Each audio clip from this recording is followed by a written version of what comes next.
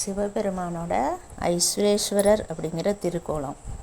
அதாவது மகாலட்சுமிக்கும் குபேரனுக்கும் நிதியை தேவையான அளவு வழங்கின நம்ம சிவனோட படம் தான் இது. நான் உங்கள் சக்தி உமா. பெருமாளும் மகாலட்சுமிக்கும் தேவையான அளவு நிதியை வழங்கின நம்ம சிவன் நம்ம வாழ்க்கைக்கும் தேவையான அளவு நிதியை வழங்குவார். இந்த நிதி சம்மந்தமாக உள்ள ஒரு பாட்டை இப்போ நம்ம பார்ப்போம்.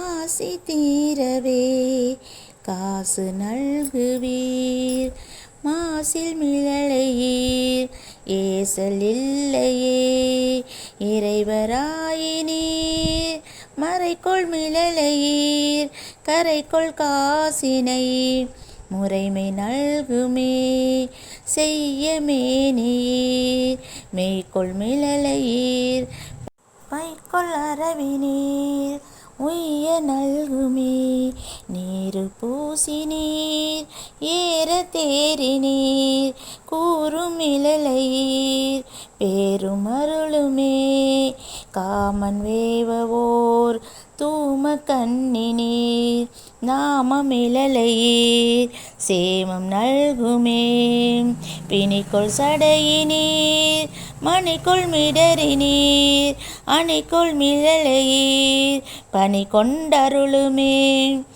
மங்கை பங்கினீர் துங்க மிளலையீர் கங்கை முடியினீர் சங்கை தவிர்மினே, அரக்கன் நெறிதர இரக்கமெய்தினீர் பறக்கும் மிளலையீர் கரக்கை தவிர்மினே, அயனும் ஆளுமாய் முயலும் முடியினீர் இயலும் இலையினீர் பயனும் அருளுமே, பறிக்கொள் தலையினார் அறிவதறிகிலார் வெளிக்கொள் மிளலையீர் பிரிவதறியதே, காளிமாநகர் வாலி சம்பந்தன் வீழி மிளலை மேல் தாழும் மொழிகளே.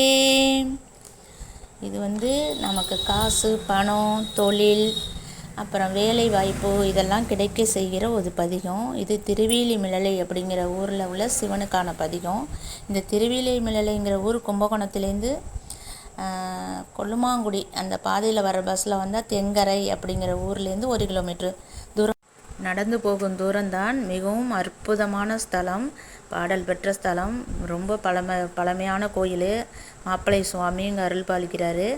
இந்த பதிகத்தை தினமும் வீட்டில் காலை மாலை உங்களுக்கு டைம் கிடைக்கக்குள்ளெல்லாம் கேளுங்க. உங்களுக்கு அன்னைக்கு தேவையான காசு பணம் உங்களுக்கு கிடைக்கும், அதுக்கான வழியும் பிறக்கும்.